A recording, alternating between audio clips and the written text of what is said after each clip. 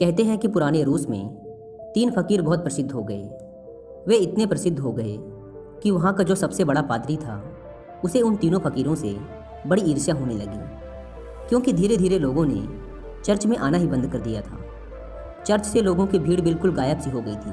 अब सभी लोगों ने उन 3 फकीरों के पास ही जाना शुरू कर दिया था। वहाँ का प्रधान पादरी सोचता कि ये तीनों कौन हैं जो मेरे रहते संत बन गए, क्योंकि ईसाइयत में एक प्रथा है कि जब तक चर्च किसी इंसान को मान्यता ना दे दे तब तक वो संत नहीं बन सकता। पादरी बड़ा परेशान रहने लगा, क्योंकि लोगों में चर्च की लोकप्रियता दिनों दिन कम होती जा रही थी। लेकिन एक दिन तो हद ही हो गई। पादरी पूरे दिन चर्च में बैठा रहा, लेकिन एक भी व्यक्ति चर्च नहीं आया। पादरी के क्रोध का ठिकाना ना रहा। उसने निश्चय किया कि आज तो उन तीनों फकीरों की खैर नहीं, आज तो मैं उन तीनों को सबक सिखाकर ही रहूँगा। वह अपनी पूरी पादरी वेशभूषा में तैयार हुआ। उसने सोने का ताज पहना, हाथ में प्रधान पादरी का प्रतीक वाला सोने का डंडा लिया और चल पड़ा उन तीनों से मिलने। वे तीनों एक बड़ी सी झील के उस पार रहा करते थे। पादरी एक नाव में बैठकर झील के उस पार पहुंचा। थोड़ा आगे चलने पर उसे एक बड़े से पेड़ के नीचे 3 सीधे साधे से इंसान बैठे हुए दिखाई दिए। वे तीनों पलथी मारकर चुपचाप उस पेड़ के नीचे बैठे हुए थे। पादरी ने उनके पास जाकर कहा, क्या तुम तीनों ही वो प्रसिद्ध संत हो जिनके कारण लोगों ने मेरे चर्च में आना बंद कर दिया है? उन तीनों ने कहा, संत? अरे नहीं नहीं, हम किस बात के संत?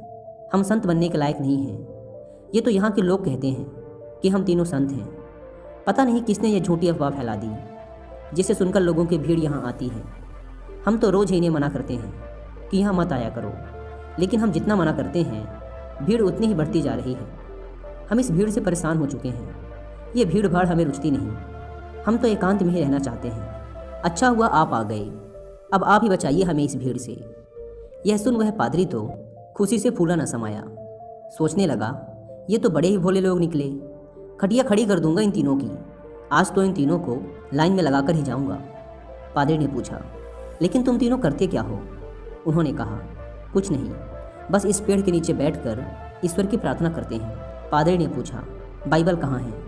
उन तीनों ने अपना सिर नीचे झुका लिया। पादरी ने पूछा, क्या हुआ? उन्होंने कहा, अब क्या बताएं आपसे, हम तीनों ही अनपढ़ हैं, हमें पढ़ना नहीं आता। बाइबल रखकर भी क्या करेंगे? यह सुनकर तो वह पादरी और भी खुश हुआ। सोचने लगा, अनपढ़ हैं फिर भी इतने सारे लोगों को बेवकूफ़ बना रखा है। इनकी तो मैं मटिया मेट कर डालूंगा, पूरे शहर के सामने इनकी बेइज्जती करूंगा। पादरी ने पूछा, फिर तुम लोग प्रार्थना कैसे करते हो? चर्च की प्रार्थना तो तुम्हें याद होगी ना? यह सुन उन तीनों ने फिर से अपना सिर नीचे झुका लिया। पादरी ने पूछा, अब क्या हुआ? तुम लोगों ने फिर से अपना सिर नीचे क्यों झुका लिया? उन्होंने कहा, क्या बताएं, बड़ी लज्जा आ रही है आपसे बताते हुए कि हमें प्रार्थना भी नहीं आती। पादरी ने आश्चर्य से कहा, क्या तुम्हें प्रार्थना भी नहीं आती? उन तीनों ने नाम में अपना सिर हिला दिया। पादरी ने कहा, फिर तुम तीनों प्रार्थना करते कैसे हो? उन्होंने कहा, आपके चर्च की प्रार्थना तो बड़ी लंबी चौड़ी है, हम अनपढ़ गवारों को याद ही ना हो पाई, और फिर गलत पढ़ने का कोई मतलब भी नहीं है। इसलिए बहुत सोचने के बाद, बहुत गणित भिड़ाने के बाद हमने अपनी खुद की एक प्रार्थना बना ली। यह सुन पादरी जोर से चिल्लाया, क्या तुमने अपनी खुद की प्रार्थना बना ली?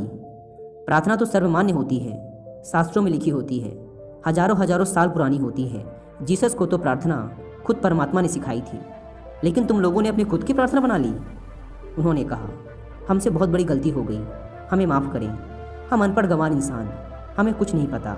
अब आप हमें जो प्रार्थना सिखाएंगे हम वही प्रार्थना आज से करेंगे। हम आपके पैर पड़ते हैं, हमसे बहुत बड़ी गलती हो गई, हमें क्षमा करें और आप हमें अपनी वाली प्रार्थना सिखाएं। लेकिन पादरी के मन में भी जिज्ञासा जागी कि देखूं तो इन्होंने कौन सी प्रार्थना बनाई है। पादरी ने कहा, पहले तुम लोग मुझे अपनी प्रार्थना सुनाओ। उन्होंने कहा, नहीं महाराज, हम अनपढ़ों की प्रार्थना का कोई मतलब नहीं, आप हमें और शर्मिंदा ना करें, आप हमें अपनी वाली प्रार्थना सिखाएं। लेकिन पादरी नहीं माना, इसलिए पादरी के बार बार कहने पर आखिर में वो अपनी प्रार्थना सुनाने के लिए राजी हो गए। उन्होंने कहा, हमने बहुत सोचा, बहुत विचार किया, लेकिन हमें कोई प्रार्थना ना सूझी।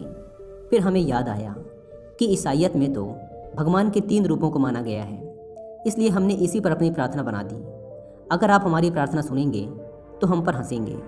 इसके बाद वे तीनों चुप हो गए। पादरी ने कहा, अरे बताओ, नहीं हंसूंगा मैं।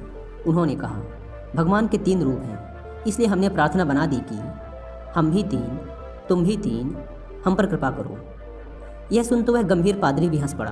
बोला, जिंदगी में बहुत प्रार्थनाएं सुनी, पर ऐसी प्रार्थना कभी ना सुनी। वह मन ही मन सोचने लगा, बड़े बेवकूफ़ लोग हैं, आज तो इनकी अक्ल ठिकाने लगाकर ही जाऊंगा। इन तीनों को मेरे पास चर्च में आना ही पड़ेगा। उन तीनों ने कहा, आप हमारी छोड़िए, अपनी प्रार्थना सिखाइए, हम आज से वही करेंगे। पादरी ने उन्हें चर्च की प्रार्थना सिखानी शुरू की। उन्होंने कहा, एक बार और। पादरी ने फिर सुनाई। उन्होंने कहा, एक बार और।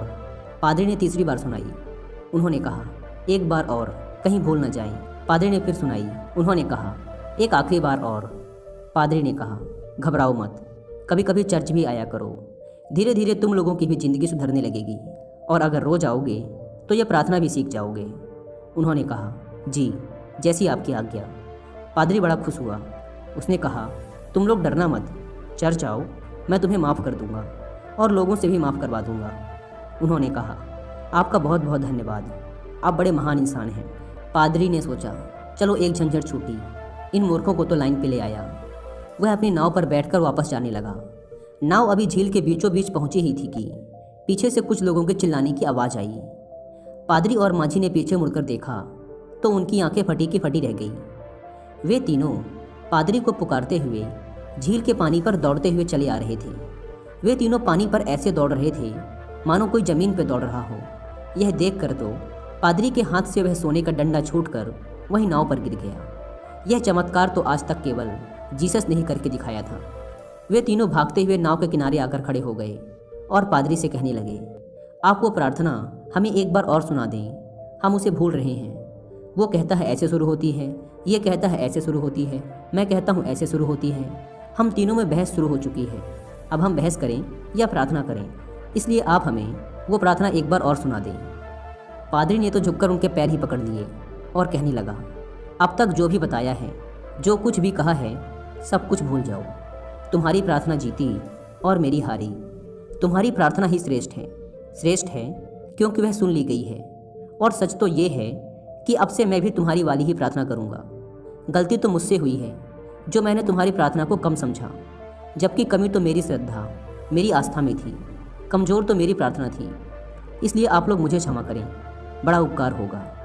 वे तीनों फ़कीर बोलते रहे कि आप एक बार हमें अपनी वाली प्रार्थना और सुना दें, लेकिन वह पादरी चुपचाप अपना सिर नीचे झुकाए वहाँ से चला गया। यह कहानी हमें सिखाती है कि ये ज़रूरी नहीं कि हमारे द्वारा की गई प्रार्थना शास्त्रों से ही ली गई हो। वो बहुत प्राचीन ही होनी चाहिए, लाखों लाखों लोगों द्वारा मान्यता प्राप्त होनी चाहिए। अगर हमारी प्रार्थना सच्ची है, सच्चे मन से की गई है, तो वो परमात्मा के द्वारा जरूर सुनी जाएगी, फिर चाहे वो 2 शब्दों की साधारण सी ही प्रार्थना क्यों ना हो। उन 3 साधुओं की कहानी से सीखने को तो हमें यही मिलता है कि हम चाहे कुछ भी करें, लेकिन उसे दिखावे के उद्देश्य से ना करें। हम जब भी किसी काम को करें तो हमारी पूरी आत्मा उस काम में उतर जानी चाहिए, उस काम के प्रति हमारा पूरा समर्पण होना चाहिए। अगर हम हर काम को इसी तल्लीनता के साथ कर पाए तो हर काम में हमारी सफलता निश्चित है, जैसे कि उन 3 साधुओं के साथ हुआ था। उन्होंने अपनी प्रार्थना को इतने समर्पण भाव के साथ किया था कि प्रार्थना उन्होंने नहीं, उनकी आत्मा ने की थी। फिर उनकी प्रार्थना इतनी सच्ची हो गई कि ईश्वर भी उनकी प्रार्थना को सुने बिना ना रह सका।